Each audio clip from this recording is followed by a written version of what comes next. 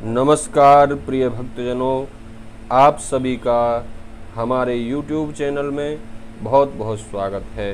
बंधुओं, आप सभी से निवेदन है, कृपया इस चैनल को सब्सक्राइब कर लें, बेल आइकन को प्रेस कर दें, जिससे कि इस चैनल पर आने वाले आगे सभी वीडियो का नोटिफिकेशन आपके पास सबसे पहले पहुंच जाए। आज के इस वीडियो में आप श्रवण करेंगे भगवान सूर्य को प्रसन्न करने के लिए रविवार व्रत की कथा।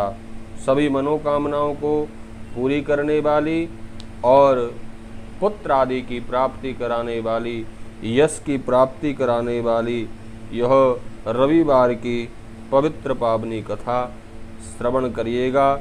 इस व्रत की विधि इस प्रकार है।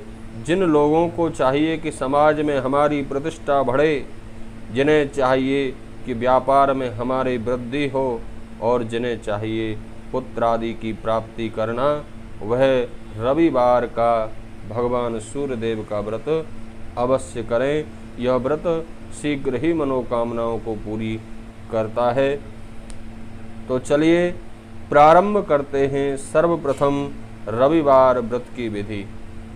इस व्रत की विधि इस प्रकार है बंधुओं, जिन भक्तों को रविवार का व्रत करना हो वह प्रातः काल स्नान आदि से निवृत्त होकर स्वच्छ वस्त्र धारण करें और शांत चित्त होकर परमात्मा का स्मरण करें, भगवान सूर्य देव का स्मरण करें और हाथ पर जल लेकर अपनी कामना के अनुसार आप 7, 11, 21, 51 या समस्त जीवन पर्यंत व्रत करना चाहते हैं तो उस प्रकार आप अपने हाथ पर थोड़ा सा जल लेकर यह संकल्प करें कि हे सूर्यदेव, मैं आपकी प्रसन्नता के लिए और अपने मन की इन कामनाओं की पूर्ति के लिए 7 रविवार का व्रत या 11, 21 जो भी आप करना चाहते हैं उस संख्या का उच्चारण करें, मुंह से बोलें और उस जल को भगवान सूर्य को अर्पण करते हुए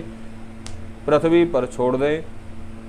इस प्रकार संकल्प करके जल में थोड़ी सी रोली डालें, गुलाब के पुष्प डालें और थोड़ा उसमें मिश्री आदि डालकर भगवान सूर्य को अर्घ दें। फिर उनको धूप आदि दिखाएं और ओम घृणी सूर्याय नमः इस मंत्र का दिन भर जप करें, अपने मन में स्मरण करें। इस प्रकार इस व्रत को करना चाहिए। इस व्रत में नमक नहीं खाया जाता है बंधुओं, केवल फलाहार करके ही इस व्रत को किया जाता है। फलाहार में भी आप केवल मीठा फलाहार ही कर सकते हैं, इसमें सेंधा नमक का भी सेवन नहीं होता है। तो चलिए प्रारंभ करते हैं रविवार व्रत की कथा। एक बुढ़िया माताजी थीं। उन बुढ़िया माताजी का नेम था कि वह प्रत्येक रविवार को सवेरे ही स्नान आदि कर अपने घर को गौ के गोबर से लीप कर फिर भगवान सूर्य के निमित्त भोजन तैयार कर भगवान को भोग लगाकर स्वयं भोजन करती थी। ऐसा व्रत करने से उनका घर अनेक प्रकार के धन धान्य से पूर्ण हो गया था। भगवान श्री हरि सूर्य की कृपा से घर में किसी प्रकार का कोई विघ्न ना था, ना ही कोई दुख था। सब प्रकार से घर में आनंद रहता था। इस तरह कुछ दिन बीत जाने पर उसकी एक पड़ोसन, जिनकी गऊ का गोबर लाकर वह बुढ़िया माताजी अपने घर को लीपती थी, विचार करने लगी कि यह वृद्धा सर्वदा मेरी गौ का गोबर ले जाती है। इसलिए पड़ोसन ने अपनी गऊ को घर के भीतर बांधने का विचार कर लिया और अपनी गऊ को घर के भीतर बांधने लगी। अब उन बुढ़िया माताजी को गोबर ना मिलने से रविवार के दिन ना तो वह बेचारी अपने घर को गऊ के गोबर से लीप सकी। जब घर को गऊ के गोबर से नहीं लीप सकी तो उन्होंने भोजन भी नहीं बनाया, ना ही भगवान सूर्य को भोग लगाया और स्वयं भी भोजन नहीं किया। इस प्रकार उन बुढ़िया माताजी ने निराहार व्रत किया। रात्रि हो गई और वह भूखी ही सो गईं। रात्रि में भगवान सूर्य ने उन्हें स्वप्न दिया और भोजन ना बनाने का कारण पूछा।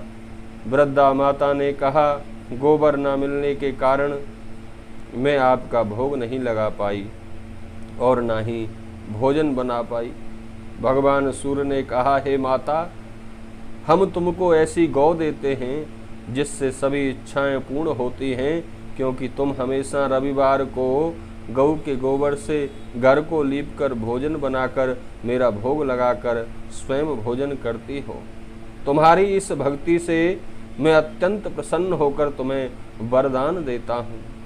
निर्धन को धन और बांझ स्त्रियों को पुत्र देकर दुख दूर करता हूँ तथा अंत समय में अपने भक्तों को मोक्ष प्रदान करता हूँ। स्वप्न में ऐसा वरदान देकर बंधुओं भगवान तो अंतर ध्यान हो गए और प्रातः ही बुढ़िया माँ की आंख खुली तो वह देखती हैं कि उनके घर के आंगन में एक अत्यंत सुंदर गौ और बछड़ा बंधे हुए हैं। वह गाय और बछड़े को देखकर बुढ़िया माताजी बड़ी प्रसन्न हुई और उसको घर के बाहर बांध दिया और वहीं पर चारा डाल दिया। जब उन बुढ़िया माताजी की पड़ोसन ने देखा कि बुढ़िया के घर के बाहर तो बड़ी सुंदर गाय और बछड़े बंधे हुए हैं, द्वेष के कारण उस पड़ोसन का हृदय जल उठा और उसने देखा कि गाय ने सोने का गोबर किया है, तो वह उस गाय का गोबर ले गई और अपनी गाय का गोबर उसकी जगह रख गई। वह नित्य प्रति ऐसा ही करती रही और सीधी सादी बुढ़िया माता को इस बात की कोई खबर नहीं होने दी। तब सर्वव्यापी भगवान ने सोचा कि चालाक पड़ोसन के कर्म से बुढ़िया माताजी ठगी जा रही हैं। तो बंधुओं, ईश्वर ने स्वयं उस दिन संध्या यानी शाम के समय अपनी माया से बड़ी जोर की आंधी चला दी। बुढ़िया ने आंधी के भय से अपनी गौ को भीतर बांध लिया। प्रातः काल जब वृद्धा ने देखा कि गौ ने सोने का गोबर दिया है तो उसके आश्चर्य की सीमा न रही और वह प्रतिदिन अपनी गौ को अब घर के भीतर ही बांधने लगी। इधर पड़ोसन ने देखा कि बुढ़िया गौ को घर के भीतर बांधने लगी है और उसका सोने का गोबर उठाने का दाव अब नहीं चलता। इस ईर्ष्या के कारण वह जल उठी और कुछ उपाय न देखकर पड़ोसन ने उस देश के राजा की सभा में जाकर कहा, महाराज, मेरे पड़ोस में एक वृद्धा के पास ऐसी गऊ है जो आप जैसे राजाओं के ही योग्य है। वह नित्य सोने का गोबर देती है। आप उस सोने से प्रजा का पालन करिए। वह वृद्धा इतने सोने का क्या करेगी? राजा ने यह बात सुनकर बंधुओं अपने दूतों को वृद्धा के घर से गऊ लाने की आज्ञा दी। वृद्धा माता प्रातः भगवान को भोग लगाकर भोजन ग्रहण करने जा रही थी कि राजा के कर्मचारी गऊ को खोलकर ले गए। वृद्धा काफी रोई और चिल्लाई, किंतु कर्मचारियों के समक्ष कोई क्या कर सकता है। उस दिन वृद्धा गऊ के वियोग में भोजन ना खा सकी और रात भर रो रो कर भगवान से गऊ को पुनः पाने के लिए प्रार्थना करने लगी। उधर राजा गऊ को देखकर बहुत प्रसन्न हुआ, लेकिन सुबह जैसे ही वह उठा सारा महल गोबर से भरा दिखाई देने लगा। राजा यह सब देखकर घबरा गया। भगवान ने रात्रि में राजा को स्वप्न में कहा, हे राजन, गाय वृद्धा को लौटा दो, इसी में तुम्हारा भला है, अन्यथा तुम्हारा सब कुछ नष्ट हो जाएगा।